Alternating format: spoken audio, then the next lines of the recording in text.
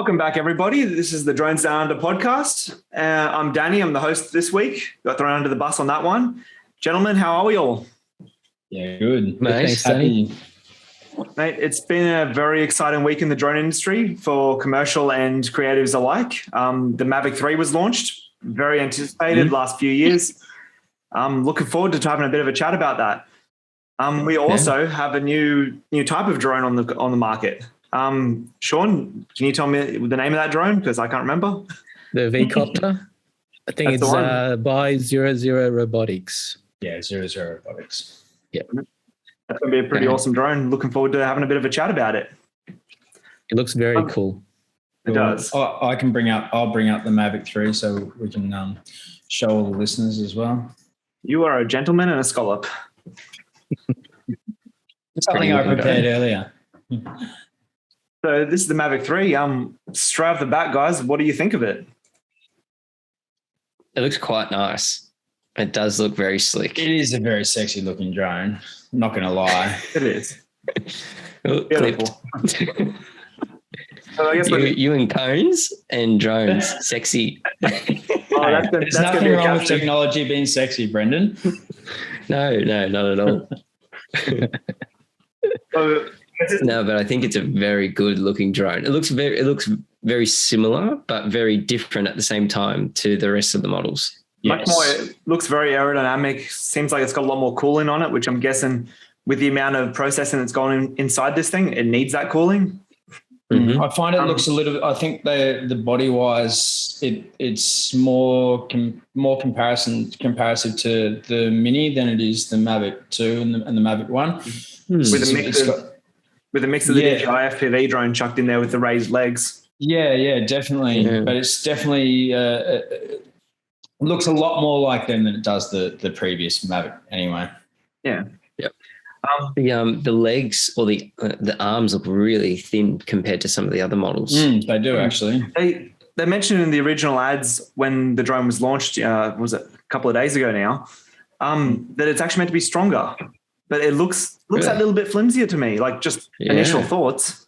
Looks thinner than the Mavic 2 Pro legs. I don't know if it even looks a little bit longer too. I haven't actually compared the two. But it's slightly bigger. Look longer. There was a side-by-side comparison I saw, but by the look of it, guys, it's got two cameras. What do we think of that? I was intrigued by that when I saw it. Like, I mean, it's a good idea. It has its practicality, but. Yeah, it definitely it shocked me a little bit. I'm usually used to only seeing multiple cameras on phones. But I think from memory from reading it, the top one is the zoom. Am I correct? Yep. And then the bottom one's just the really nice Hasselblad. The top one's the zoom, which is trying to find the specs.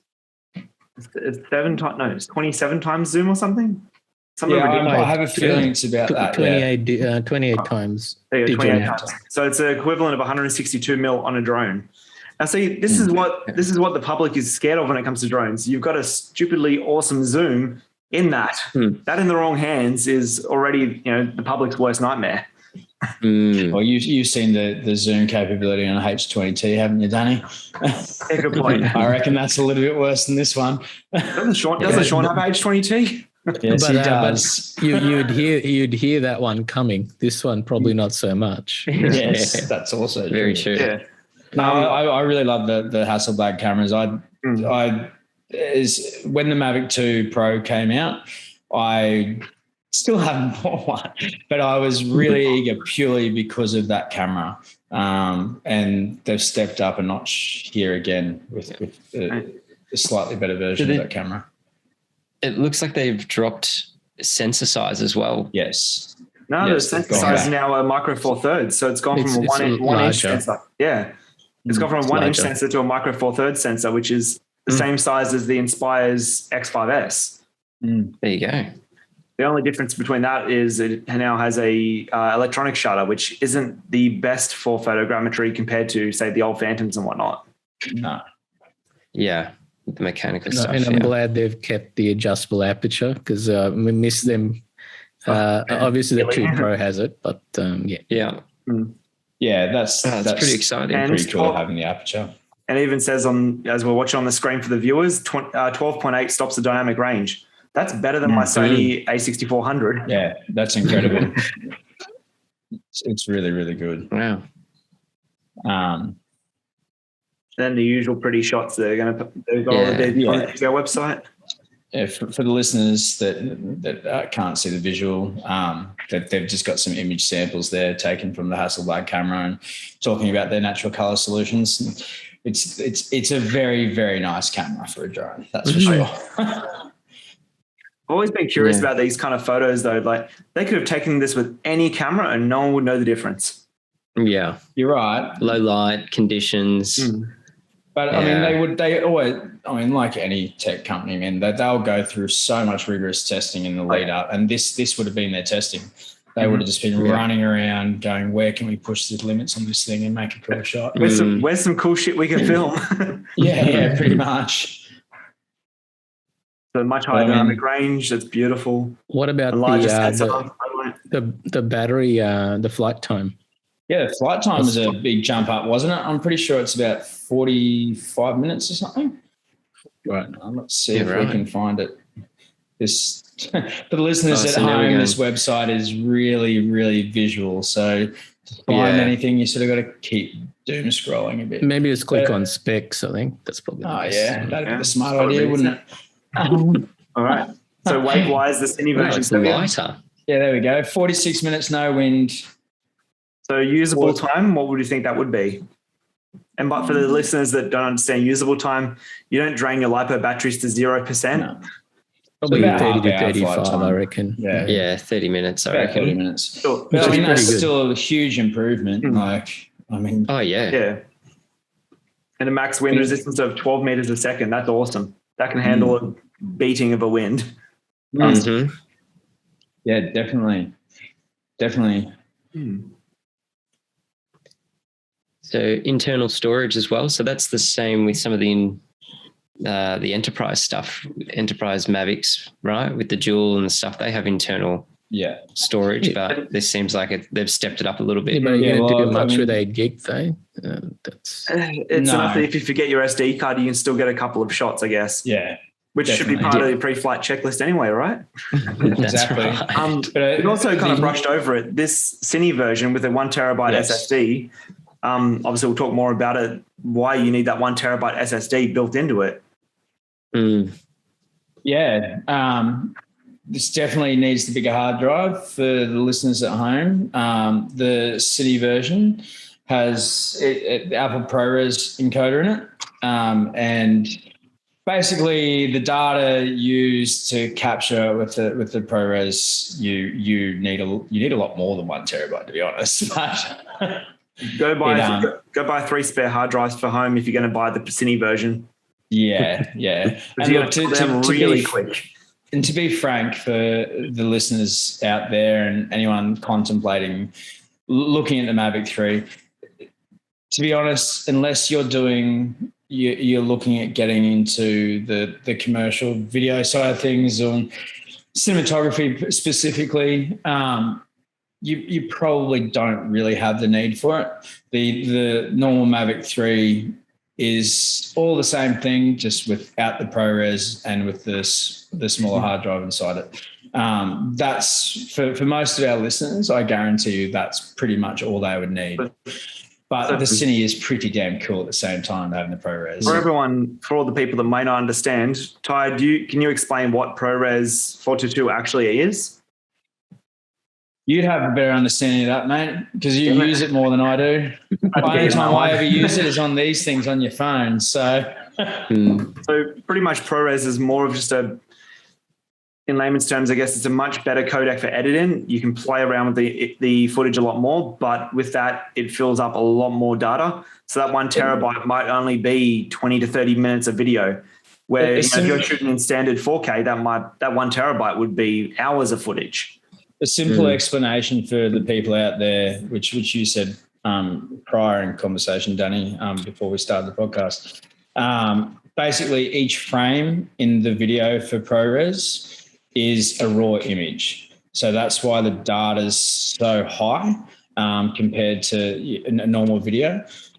But that's also where you get the editing capability. So you can really mold and change and play around with the footage and really get quite into the nitty gritty of editing, which, it can be quite hard to do on some of the other codecs. You can't go quite as far as you can with ProRes. One thing that's also just stood out to me is the max video bitrate, 200 megabit. That's huge. I think the Mavic 2 was about 100, wasn't it? Yeah, it was only 100. The Air 2S was 120, but 200 is better than the Inspires from memory. And also 4K 120. 4K 120, that is going to be juicy slow-mo now. Yeah, so definitely. For people that, I guess, that don't understand, what's the benefit of having a high bit rate? It's the amount of information stored in that video. I don't know the exact technical terms of it, but it just means a much higher quality video. You're not going to get as jittery, lower quality imagery. So like, for instance, the Mavic Mini 2 has 100 megabit. The Mavic Mini 1 had, I think it was 40 megabit. So it was very, very different. Okay. But yet again, with that, it becomes a lot more data. So if you're going to go out and buy the Mavic 3, please buy a few hard drives on the side. It coming from someone who's been a photographer for years, it's like, end of the day, when you're getting better quality, whether it's on your stills or your video, you are going to require a hell of a lot more freaking hard drive space. NAS drives. Look at how. Yeah, there's a reason why I have 12 terabytes on my desk, Danny. Shall we keep scrolling? Yeah, keep scrolling. We got the telephoto. Yeah, here's the zoom. Now, I noticed as well, I've talked to a few people about this, it only shoots JPEG and only in auto mode. Yeah. So you can't flick to manual settings to change your shutter speed or anything. It just shoots pure auto and JPEG only. Is that just the telephoto lens? Yeah. Okay.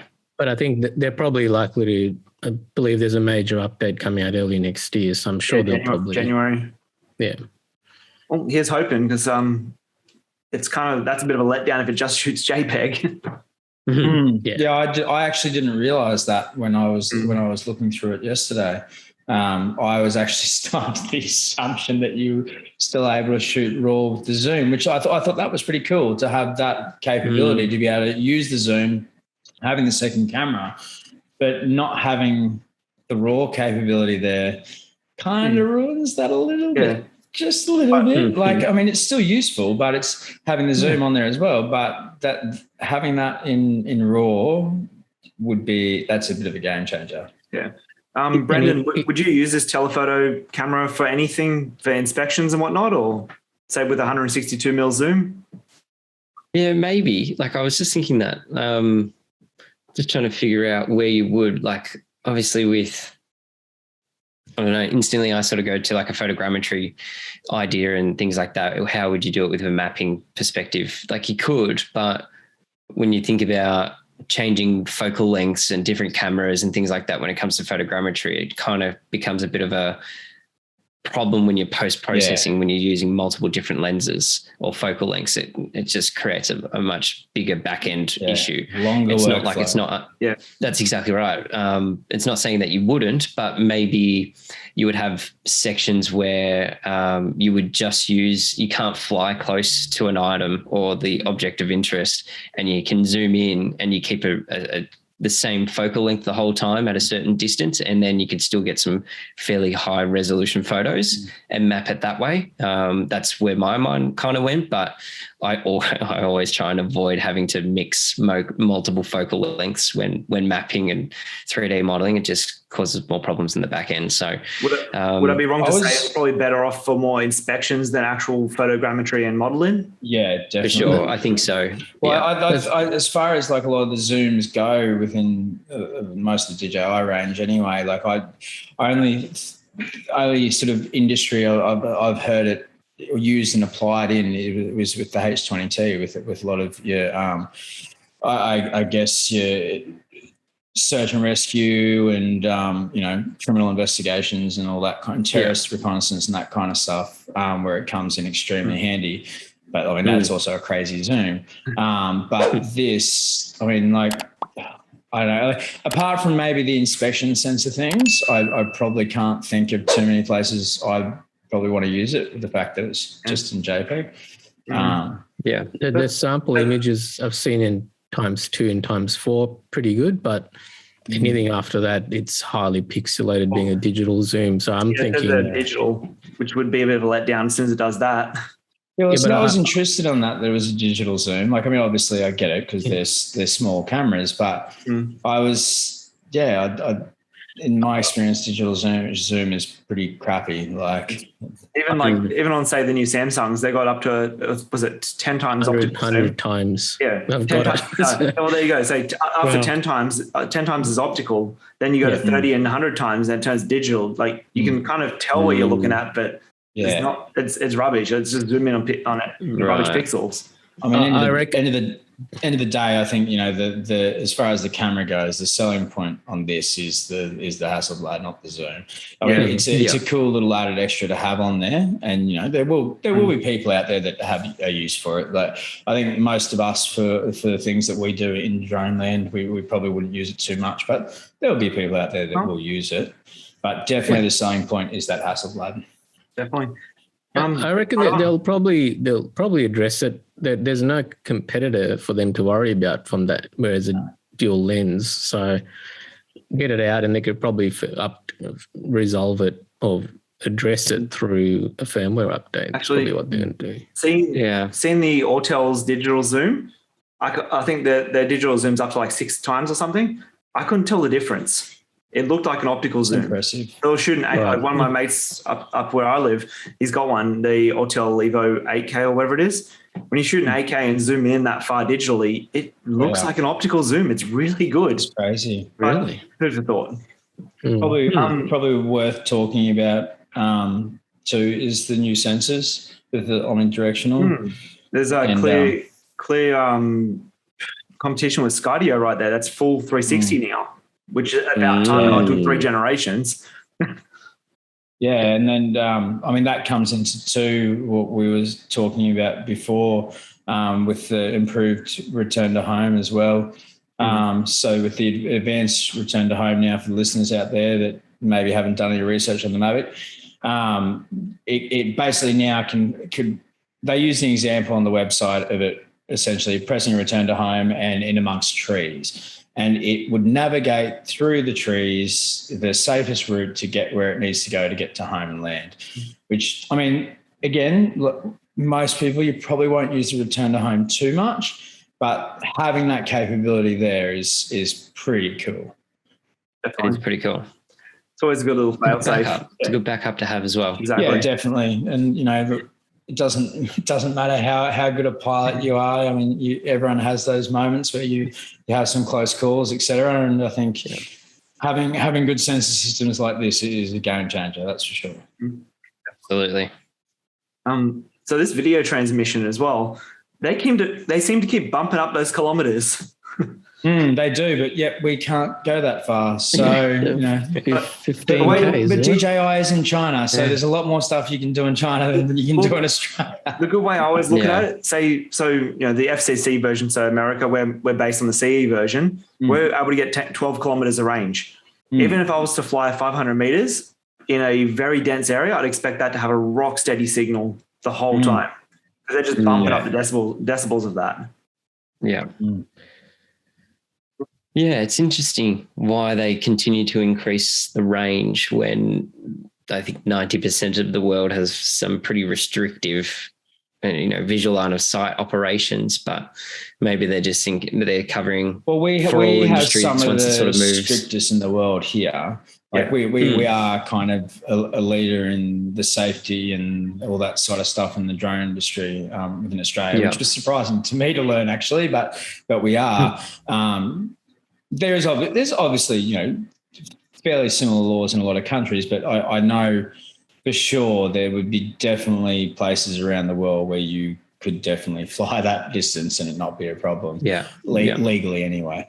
It'd be pretty awesome to look down and see that little 12 kilometer, on your distance. Legally. Oh, God, yeah. I mean... Where's your drone?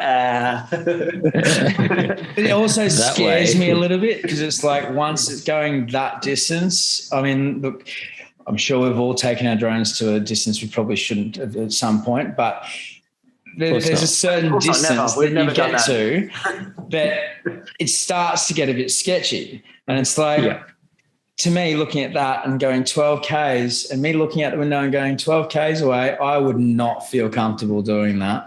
12 Ks away, aren't you in our state? Almost. Almost. It's a small country, but not quite that small. But yeah, it's like 12 Ks is a long, long way. Like, I mean, it is great that we have they are the distance in there. And look, you know, as time goes on with the changes and beyond visual line of sight, and they find applications for use of using these drones for that kind of stuff, they'll have the capability to do it, which is pretty cool. But obviously, as an immediate thing, it doesn't really affect us all that much. Yeah. Do we need to talk about the batteries?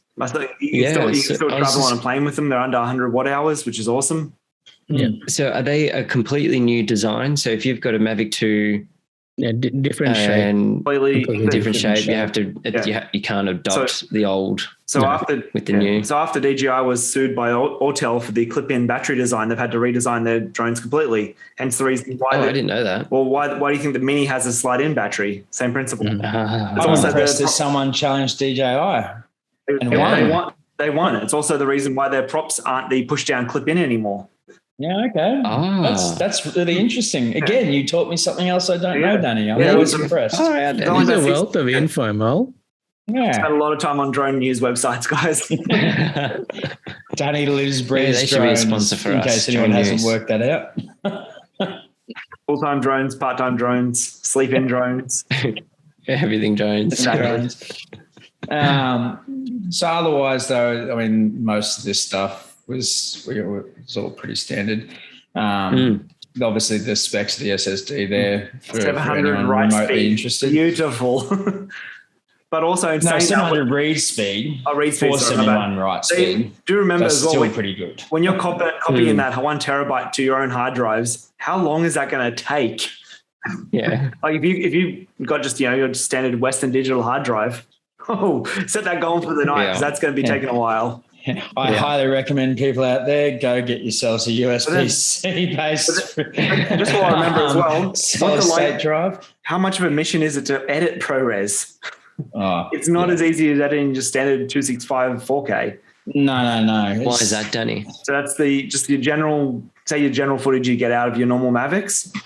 To edit in ProRes takes a lot more computing power. All the people ProRes is just heavier. Yeah. So all the people out there in Apple land should edit it on, say, the new MacBooks with the M1s. Forget about it. You're perfectly fine. The M1s you're fine. I had an iMac.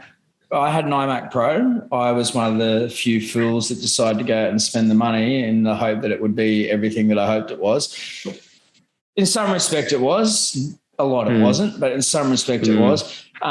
Particularly in regards to the editing and with editing with ProRes and stuff, the iMac Pro handled it pretty damn well, which I was happy about. Nice. But still nothing like the M1s. Okay. If people really want to go down that route of using the ProRes, I highly recommend, if you haven't already, massively upgrading your post-work hardware because you're going to need it. And I encourage people out there that are thinking about the Cine version, do your research. Like, I mean, if you don't need it, you don't need to spend the $7,000 and you don't need to be dealing with that data. Actually, while we're talking about prices, should we bring that up as well? So the Cine version that we're talking about right now I'll bring it up. Oh, yeah. Also, just one little quick stab at Apple as well, because while we're at it, the Mavic 3 also has C-Type on it. Can Apple finally just drop Lightning and go to C-Type like everything else in the world? Yeah, look, I'm an Apple man, and even I would like everything to go completely USB-C. I mean, the phones, I think you'll find the phones will go that way probably next round. I mean, USB-C is just a much better system to set up. Do I have to sell a kidney to buy the Cine version, or is anyone looking for just one? Slightly used. That's it. Or your firstborn, either way, whatever works, as long as you can cover the 7.2 basically.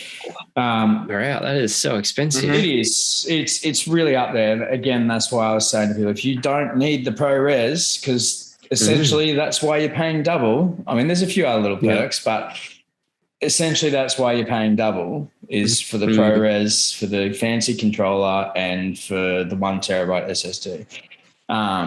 In some regard, monetary wise, it is kind of worth it, but it's not at the same time. Yeah.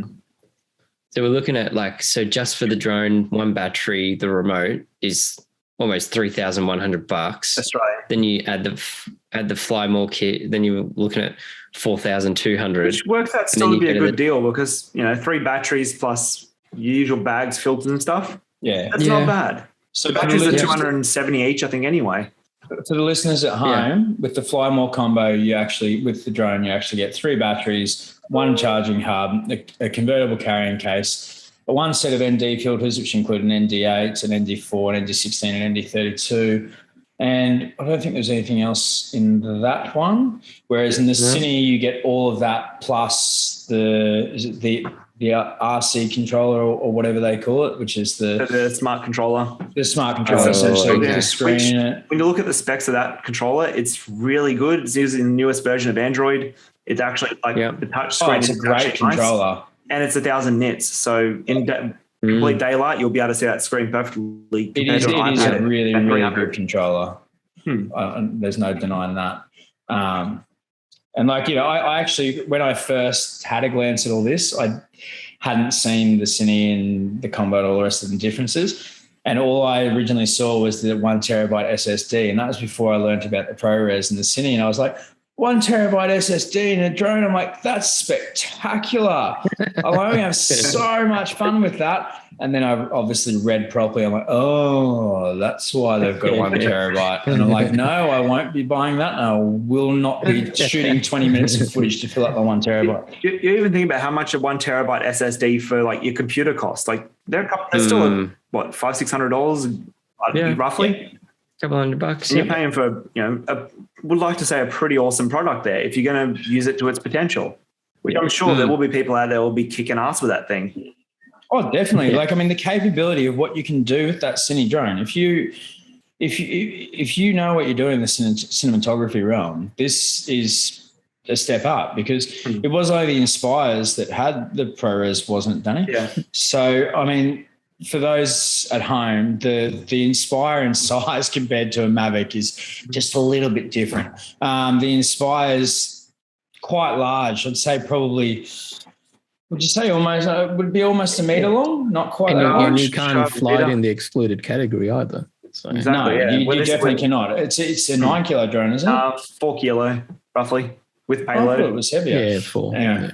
But anyway, beside the point. But that's the proper cinematography drone. A lot of cinema guys who use it. The biggest difference between the Mavic and the Inspire still for me is, you still got your ProRes and a beautiful sensor and the great color science of Hasselblad, but you still can't get that dual operation where you can put the legs up on the Inspire and have 2 people operating at the same time. Correct, and that's where that aims at the professional end of the game. I mean, if you're doing almost studio level cinematography with an Inspire, chances are if you're doing it, you're either the operator or the photographer. You're not doing both. It's too hard to do both and do it properly. Yeah.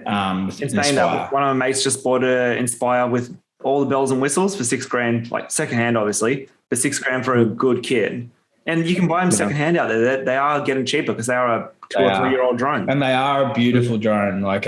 If you're interested in the creative side of things, in particular the cinematography side of things, they are a beautiful drone. But they have their price tag, hence why we were talking about the secondhand. But I guess while we're talking about the price and the Mavic 3, I guess we'll wrap it up with Sean's going to mention a little bit of an offer for all of our listeners and viewers. Yes, our friends at D1 Store, they're offering $100 off. So use the code TAKE, TAKE 100, and visit d1store.com.au. And no spaces, by the way, guys. We'll put the discount code and instructions in the caption. It'll be on the screen now, I'm imagining. We'll probably put that on socials as well. And look, end of the day, guys, $100 is still $100 off. Like, I mean, that's at least $100 to get a terabyte hard drive. Well, that's it. I mean, look, at the end of the day, we all know drones cost money, but to get any discount is a good thing, especially on a fresh product like this, where I think it's going to be quite hard for people to get their hands on one. End of the day, sorry, go for it, Ty. No, you're right. You go, Sean. I was going to say, unlike the previous ones where we probably all went for the combo because of the 3 batteries, if you look at as we already talked about, the flight time of the 1 battery, let's just call it 30 minutes for actual flight.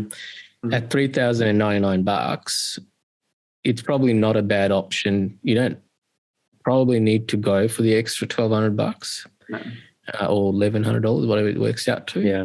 So you're saying it does come with?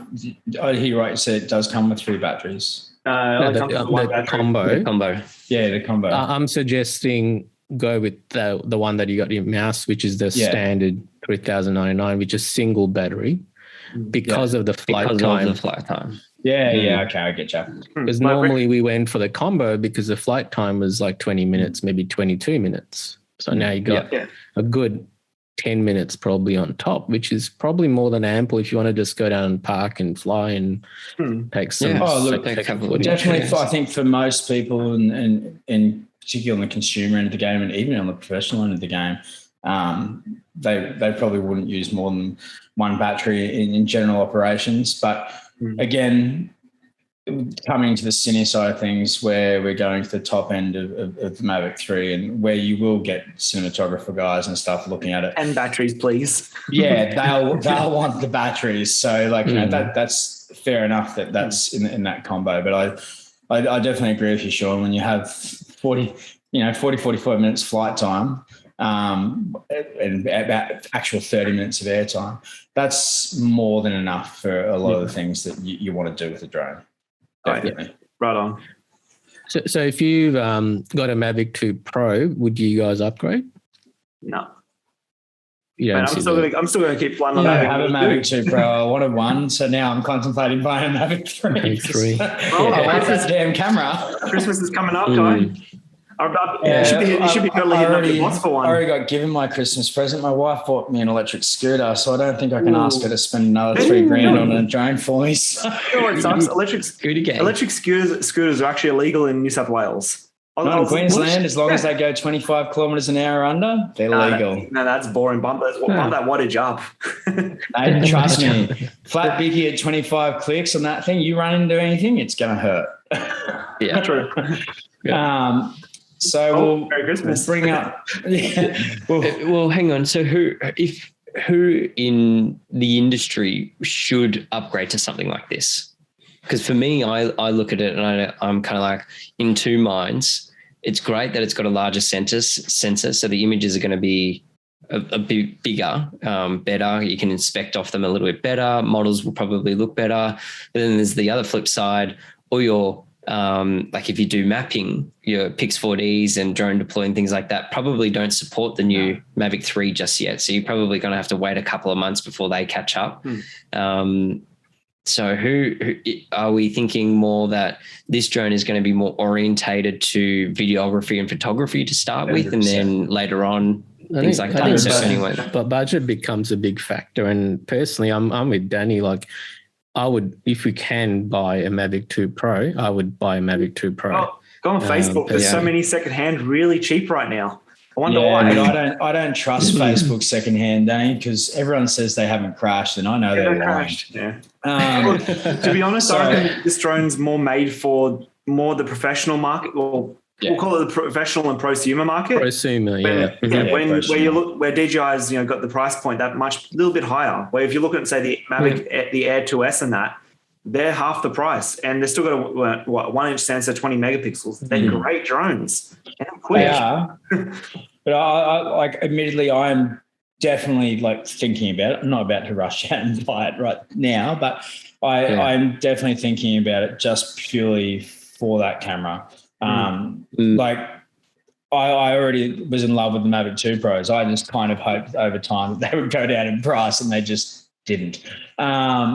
So I hadn't got around to getting one. But now I'm looking at this. I'm like, it is very, very tempting. From the creative side of things, I would have some fun with that lens. I really, really would. I think that's the Mavic 2 Pros 2499. That's without the combo, probably 2.8 or something with combo. Even if you can find it was just under 3K with the combo. That's even if it's available to buy at the moment. But that's still a good deal. But definitely. I mean, for the money for the drone, that's still definitely worth every cent. But I'm also I like new shiny things, and someone dangles a new shiny thing in front of me, and I'm like, ooh, but now I want that shiny thing. No, we all tech industry, and I technically don't actually physically own a drone of my own anymore, so I kind of need to put one back in the arsenal. So, Mate, Mini 2, so that's where it's at. Yeah, Mini 2 is fantastic. Sean just bought one, didn't he? He bought me one too. Mini. Yeah. They're so good. I think everyone underrates what the capacity of those things are. I've made some incredible 3D models off those things. Like, it's so, because they're so small, you can fly so close to things that the resolution on the models that you can create is unbelievable. Whereas if you're flying a Phantom or something, that's the one. Like, I found that with my Spark when they first came out. Like, I know they're completely different, but when they first came out, I was always impressed with the Spark and actually how level that was in the air. And I obviously hadn't flown another Mini one since until we got this Mini 2. And putting that up the other day, I was like, wow, this is a game changer. Like, with a lot of the smaller consumer drones now what's the right word? They're quite deceiving. I mean, we all look at them and think, oh, they're little, their capability would be pretty basic, but no, they're a really, really good piece of machinery, a great tool to have in your bag, that's for sure. Absolutely. Yeah, 100%. I think this is clearly for the Mavic 3, but one thing that I actually used to have the Mavic 2 Pro and I sold it. The main reason for that was when you have something like the Mini, like we've been talking about, it's so much easier to carry around. It's something you want to carry around in your backpack or your day pack that you kind of have. It's something you got to consider, I think, before you go and spend $4,000. Whether that's ideal. I used to carry a Phantom 4 on my back and a little backpack and a hard case when I went to the snow. No, I'm just talking about not for work. There you go, Danny. Hard plastic.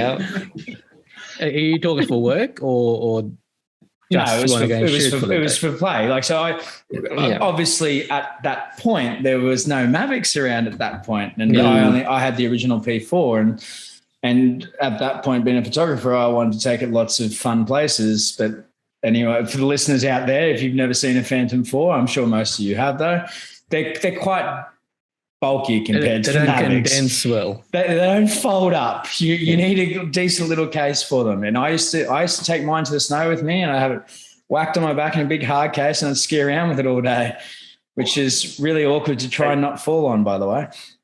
Times have changed. Now you put that Mini in your pocket and you're good to go. Yeah, exactly. It's cool. Gents, I guess it is cool. I guess this leads us into our other drone as well.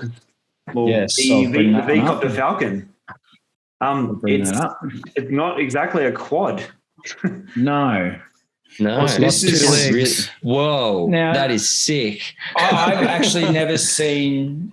I haven't done much investigations on drones outside of DJI and a few of the custom and more FPV stuff. I've never seen anything like this, and I think it looks cool. I mean, I haven't seen one in the flesh. I don't know how they sort of work and how they operate, but that thing looks cool. It looks like a goddamn spaceship.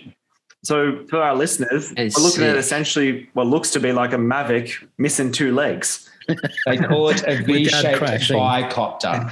So for the listeners, it's only two props, and the legs that they're on kind of face up on a diagonal from the front of the drone to make it look like a bit of a V at the front. So it reminds me of something out of Avatar.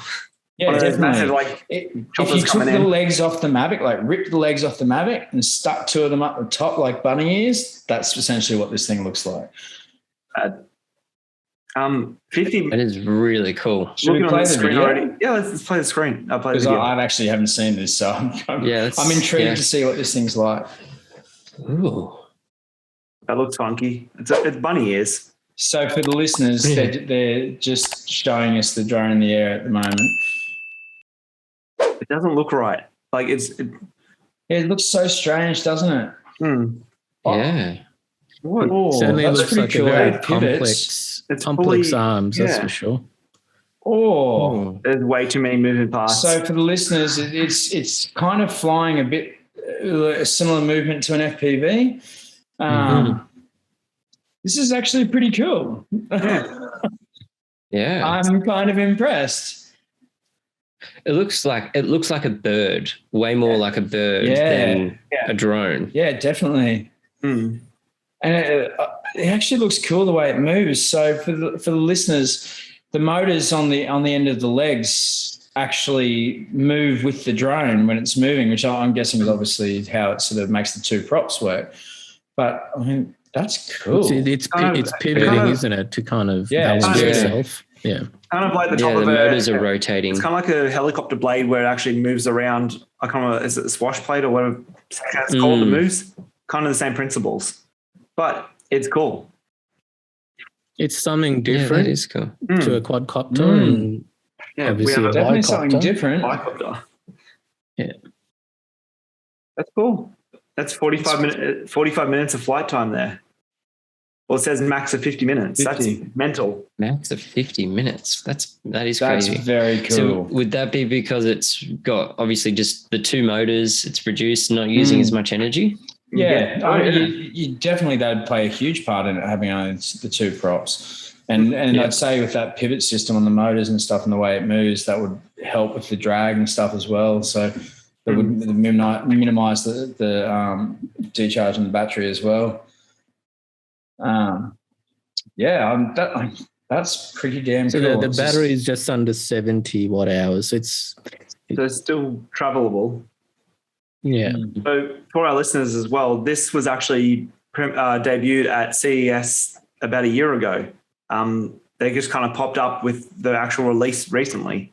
I think it was only about a week ago or so they came out with this, didn't they? Yeah, I think a week or two ago. Be interesting to know if there's any in Australia, actually. I haven't heard anyone talk about it. But yeah, I mean, you don't often, in the DJI world that is the modern world of drones, you don't often see things that are really outside the box. I find a lot of other drone companies are their own mimic of DJI products or a standard of drone products. This thing, I have never, ever seen anything like that at all. It stands completely independent on its own. Yeah. So I'd be more interested to know single frequency, so it's 2.4 gigahertz, so it doesn't have the dual frequency. So that I guess wouldn't be as reliable in more built up areas compared to DJI's OcuSync. Which we compare everything to DJI because it is the industry standard. It is the standard, 100%. Yeah. But with these guys, like I know relatively nothing about 00 Robotics. Is this kind of their first step into the drone realm? No idea. Because I was going to say, if it is, you'll find that there'll be, which in my experience with a lot of companies when they jump in fresh into drones or anything in the tech and robotics kind of realm, off the bat, the product will always be... No, they've got a few others. A little bit, and then they'll. So I would expect them to probably add a few of those things like the dual frequency and stuff as they go on.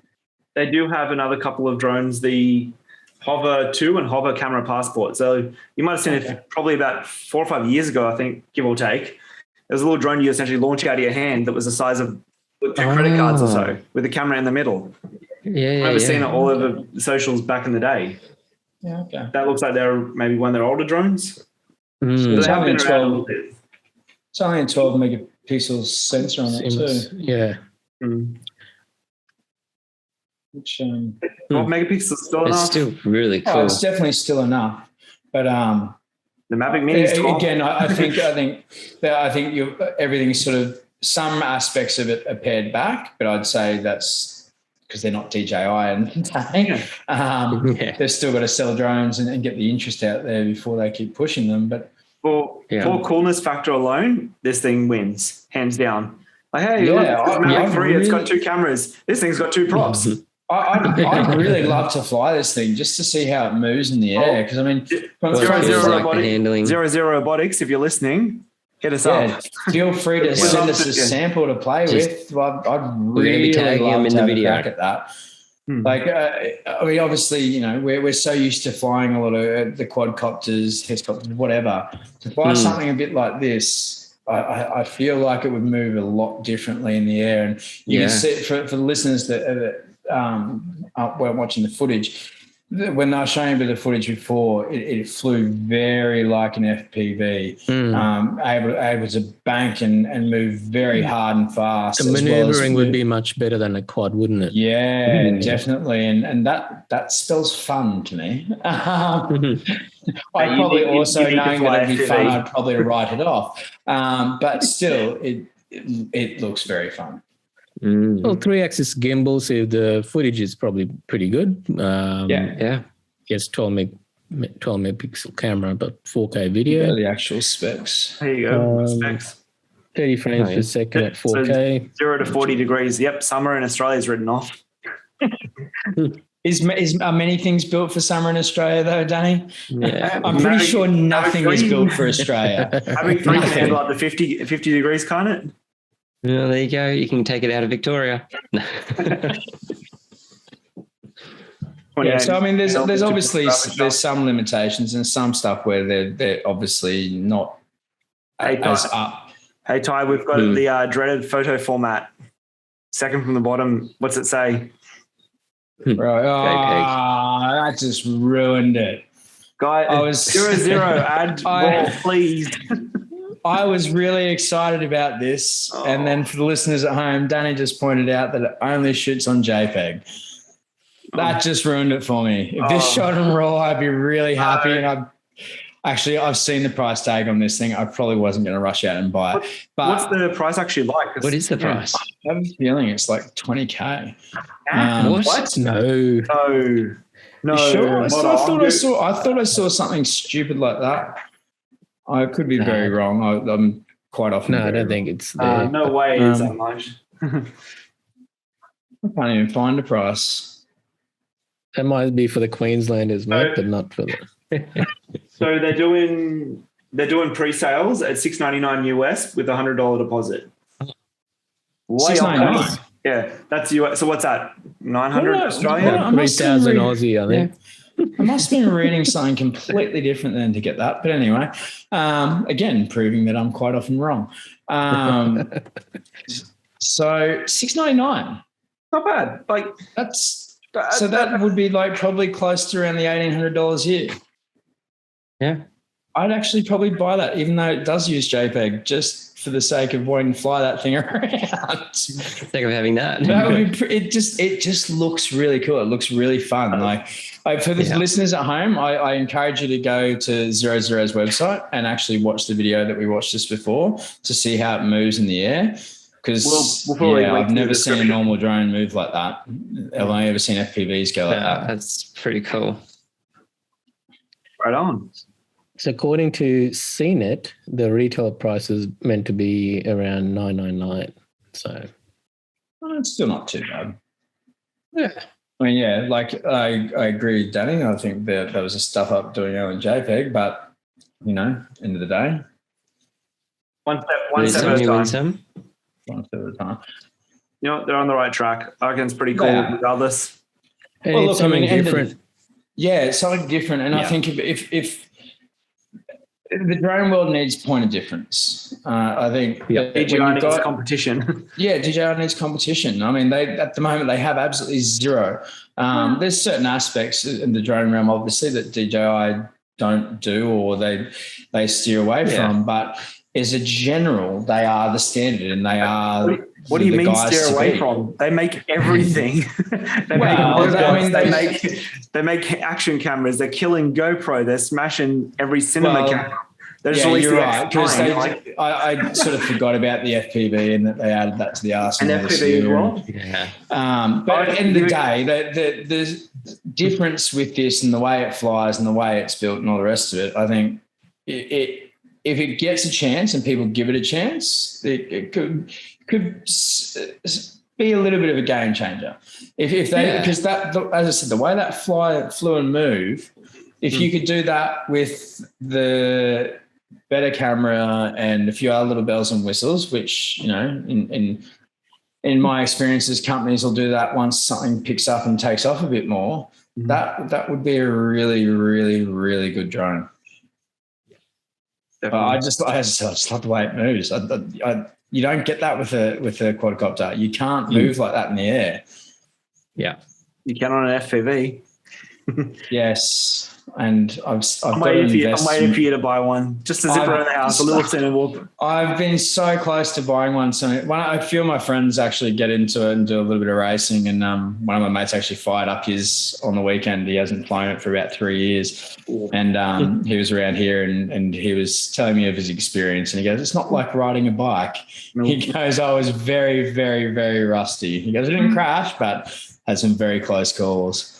I'm like, I've never had a crack FPV. I really want to because of the speed and everything you can do it at. To me, it looks like some really, really fun times. But I'm also scared in the fact that I know me. I'll probably steer away from the DJI one because I don't want to spend $2,000 to write it off. But even to build the little ones, you know, you're still going to be spending at least $600 and plus. Yeah. I'm telling you, look at the Beta FPV kit, the Cetus Pro. It's a tiny little center whoop to race around the house and, you know, safely, you know, beyond visual line of sight inside your house only. Send me that. Send me that in a text, and I'm going to have a look at it because I really would love to have a crack. Great little kit. All right, guys. I guess that's the new drones that have been released in the last few days. Yeah, it's pretty cool. There's some step ups in the realm. They're definitely a little bit different. As I said, particularly with the V-copter, that's very different. But even with the Mavic, there is, as much as, you know, it's probably, there's certain aspects of it that I think we're all kind of expecting a little bit more. And the kind of pre-hype with the Mavic, you know, everyone was expecting this to be the super big game changer, and it's great, but I don't feel like it's the big game changer. As I mentioned, like talking to you guys earlier, the way I see it with the new Mavic that's out, it's evolutionary, not revolutionary. Like when the first Mavic came out, completely revolutionized, you know, the drone market. Yeah. Now this one's just I think that's a fantastic way of putting it. You know, I wonder if they'll kind of do what they did with the Phantoms. They'll kind of hit a little bit of a wall here. And they may just, like you said, the evolutionary side of things, they might just tweak a few things as we go on. But we are kind of at that point, particularly with the quadcopters, like obviously, yes, camera sensors and stuff will improve. They'll always improve as the technology improves. But as in general of the drone and everything else, I feel like the Mavic with this release has almost hit its peak when you've got all your sensors and everything like that. There's not much else you can do to better that. Here's DJI, hold my beer in 3 years when they come out. Yeah, well, I'll be stoked if they do, because honestly, like, you know, that's a pretty good piece of machinery. You said you hit the head of the nail, Danny. It's not a revolutionary. It's an evolutionary. What was that one? The head on the nail. No, you knew what I meant. We need that as a caption. No, see, I've always wondered whether DJI or someone would come out with like a Mavic or a Phantom size, like sub 2 kilo drone that the payload is interchangeable, like an M200. Like all the Autel drones. Autel can switch between the thermal 6K and 8K cameras. I think that would be, in my opinion, I think that's where they could go with the Phantoms next. Like, there's a lot of rumors saying that they won't touch the Phantoms now, but that could be the next step up with them. I mean, I still think the Phantoms are a great drone. There's something about them, like you can't really improve it. It is just all around, the general body of it it's a great drone. Until you go for a hike. Unless you want to put it in a bag, then it's a problem. But otherwise, if you could change those lenses out, change the cameras out, a few things like that, that would be definitely a game changer. But whether they'll do it anytime soon. I mean, right now I think that they've compressed the production size into one drone that's got these two cameras in it ready for everybody. Obviously they've got their the other lines of other Mavics. Then once you go past the Mavics, you go into the Inspires now. Yeah, I think DJI is really taking hold of that consumer and prosumer market in a big way. I don't think there's any other companies now that will challenge them in that realm. It's the other companies out there like the Skydios and stuff like that. They have their place and probably more in the commercial realm of things than they do in the prosumer and consumer realm. But I'll be very interested to see where DJI goes now, because as an overall, their drones, where they're at now, yes, bells and whistles have changed, but the overall hasn't changed for a while. Like the matrices are still the matrices, the Phantoms are still the Phantoms, the Mavics are still the Mavics. They haven't made any drastic changes to those models at all. They're just they're like you said, the evolutionary side of things. They're just small improvements over time. I'd really like to see $10,000 every year. I'd like to see DJI really flip it on its head. Like I think they did with the FPV. I think that's an awesome little drone. I'd just write the thing off, but it's an awesome drone. That to me was a good next step for them doing something different like that. I want to see them do that with their other range of stuff. Like, how can you make these things better? Like, again, they might not be able to. They may just have hit pinnacle, but I don't believe there's a pinnacle for this shit. I think technology. It's gonna build every year. Like every year is gonna be something new and something better. And all these kind of companies can make massive money off it because there's suckers like us that will happily buy it. For you guys, like for people that are working with you guys around drones all the time, where do you think that they could improve? Particularly, I go back to the Phantoms because they've always been their standard as far as drone goes. That they were the start of it all, and they're still there basically. Where do you think they could go with that? And I'm going to completely say something contradictory. I reckon the Phantom line's completely dead. Interchangeable lenses or not, it's a bulky drone. It's so much bigger. Yeah. It takes up a lot more room, takes up more batteries. It's all refined in the Mavic. I'm sure there's rumors out there of interchangeable lenses and more sensors, but what else are they going to do? Interchangeable lenses is really the only thing. But they can put that in a Mavic body and it's a tenth or a quarter of the size in your backpack. Look, I pretty much agree with you there. Like I don't think there is that much else that they can do. But that's why I was asking the question. Like it's just interesting if anyone has, apart from the interchangeable, if there's anything else that we think they could really change to. Yeah, so the only thing I keep going back to is I think their hardest competition now is something like a Skydio in the autonomy side. So I think even if they bring out the interchangeable lens option or whatever that might look like, I still think they would probably need to bring that out in the Mavic and the Phantom range because you've got the Phantoms that have the multispectral and all that sort of stuff.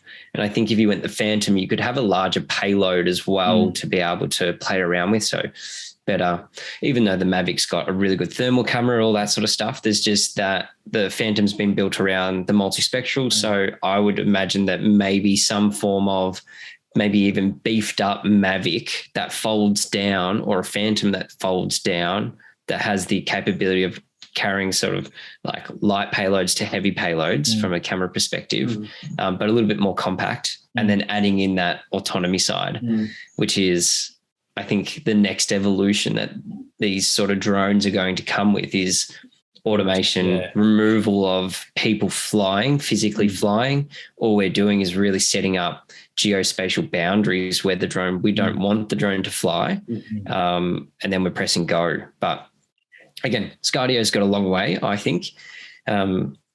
I'm still really disappointed Scardio put the size sensor that they did on that thing. It's not great, but again, their argument, you can fly closer, but still the better image quality is always a better option. You know, I think it's the same photo or same resolution as the original Mavic. So that's pretty old now. 12 megapixel, same 12. Size sensor. I can't remember the exact dimensions.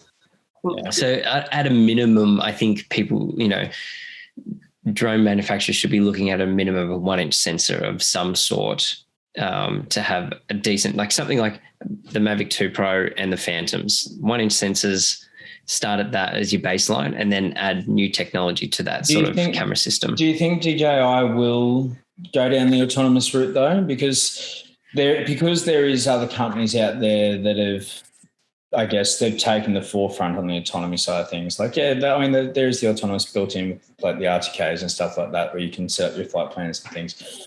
But most of the other stuff that's out there on the market, it does the same or a little bit more, and in some cases maybe even a little bit better.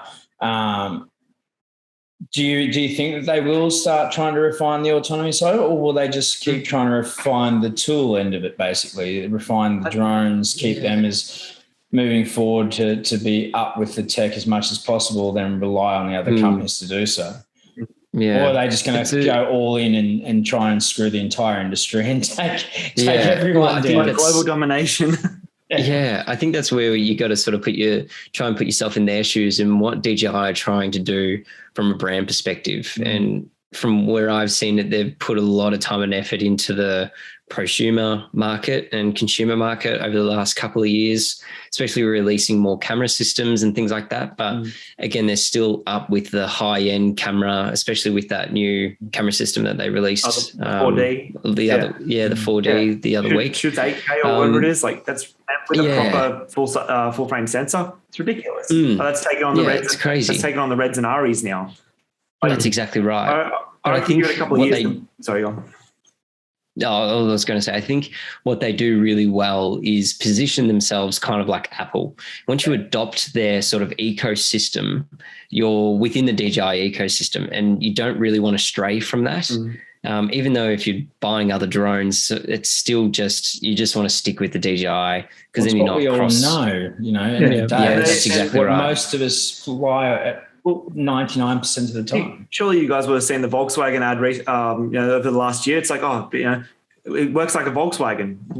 Yes. It just works like a DJI. Like you might fly Apple tagline. It just works. Exactly. Yeah. It just works. But it is true. Look, and I've been a big believer in that across the board. I find if you can stick to an ecosystem, whether it's in computers, drones, or whatever, it tends to work in phones. It tends to work in your favor. Yeah. Yeah. Like it's no secret, I'm a fairly strict Apple man. Like everything I own is freaking Apple products. But the thing is, end of the day, I'm happy with that because it all works together well. I use that ecosystem to its full capability.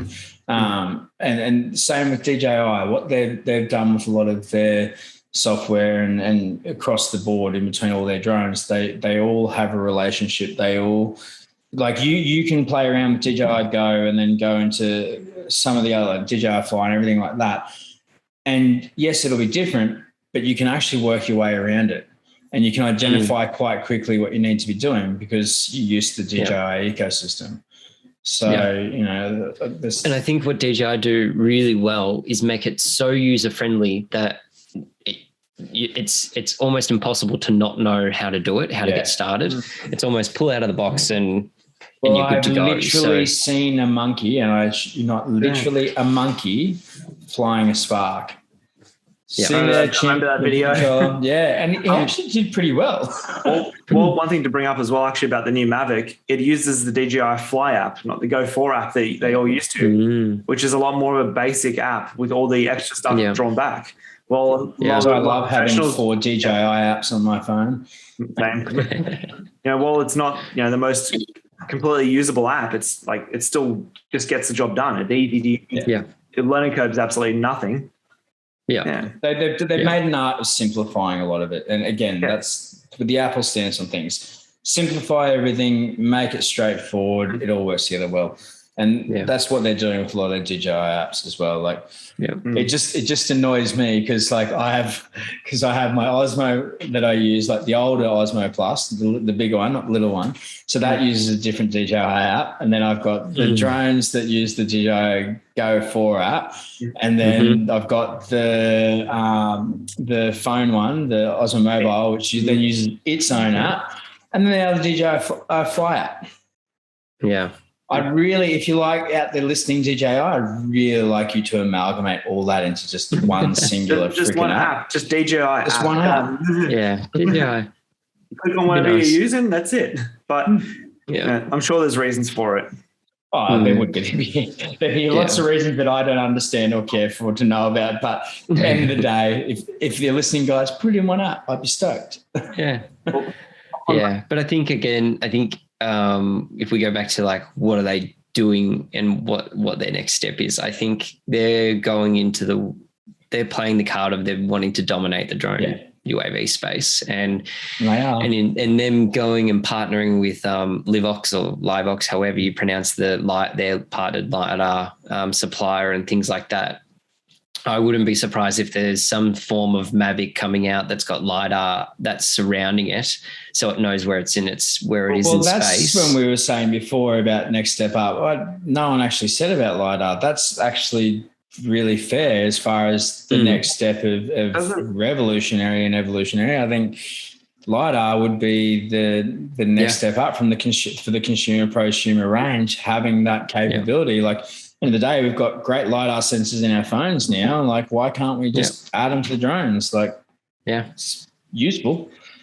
Yeah, that's exactly right. Yeah, so I think that's where it might go, whether it does or doesn't, I don't know. It's always good sort of throwing ideas out and talking about it, but everyone likes to speculate. I would hope that they would try and take on Skydio in a different way, maybe not like from a photogrammetry, building the real world like the Skydio does, but maybe from a LiDAR perspective, because they've got that LiDAR partner. That's probably where my mind goes. They've got sensors around that covers it enough for it to simulate or do something very similar to a Skydio from a point cloud perspective in real time. So I don't know. We can only speculate, but it's exciting to talk about it. It's cool. Definitely. It's very cool. I think, like we've all said, the ecosystem that DJI has built, I don't think they probably care about a Skydio and or any other company for that matter. I just looked at their market cap in 2018 was $15 billion. Whoa. With about a 77% market penetration. And what's it now? How many shares have you got? None, unfortunately. But then I looked at Zero Robotics. They started in 2014 with a capital raise of $23 million. It's close, right? Well, I think they're at the end of, like you've all highlighted, at Apple making that whole customer experience and ecosystem. They're not worried about one drone doing an automated flight or a LiDAR output. This is about... DJI doesn't have to be worried. No, but this is all about you buy the one... Like you've already covered, it's you buy the one thing and you go, cool, I get a great lens and I can get a great Osmo and I can, it's that whole, you just buy into it and you're not leaving them. It's like the Apple thing, right? So I think they're playing at another level, as we all know. Oh, definitely. 100%. Definitely. I mean, I early days, particularly once they started jumping from the Phantom 3 and from that point onward, they were releasing drones very rapidly at that point, and I did fear that for them a little bit in a GoPro way at that point, where I'm like, oh, are you guys pushing too hard too soon? But well, you mean like the Karma? Yeah, exactly. That went really well, GoPro. But I mean, GoPro pretty much almost went completely broke because of how much they were pumping out new ones, and then the sponsorships and everything else like that. But they weren't actually selling a lot of them. It almost put them under. They survived it but it almost put them under. And I thought when DJI was pumping them out at the start there with into the Phantom 3s, and then they were doing their Phantom 3 special, and then they were doing Phantom 4, and then they're doing another version of Phantom 4 and all the rest of it. I was like, are they going to do the same thing? But the more you look at them, they're they're almost at that point of unbreakable now. Mm-hmm. Yeah, they're so solidified in the world and in the industry. There, you mentioned I was flying my drone recently, down local park or whatever. There's a little kid ran up to me, probably not even 5 years old. He goes, "DJI Mavic." I'm like, "What?" Yeah, yeah, man. A couple of years old, little kid, and knew exactly what it was. I did tell him. My mates' kids know what all my bloody drones are. I'm like, their parents don't even know, but they know something. Yeah. If he starts pressing you on the IP rating, then you go, just pack it up and go home. Yeah. It's not IP44, it's IP43. Oh, God. Pack up and go home. Pack up. This 5-year-old's got Danny covered. Oh, come on, man. Oh, dear. Oh, well. Awesome. Well, guys, I guess that's the new drones on the market. I'm sure we'll have more to talk about in the next couple of weeks or months. Once we get our hands on them. Yeah. Sean's going to be I think we do, don't we, Sean? We're going to, you and I in Melbourne, we're going to get our hands on one. We're going to do a hands-on test. And we're praying to the gods of drones.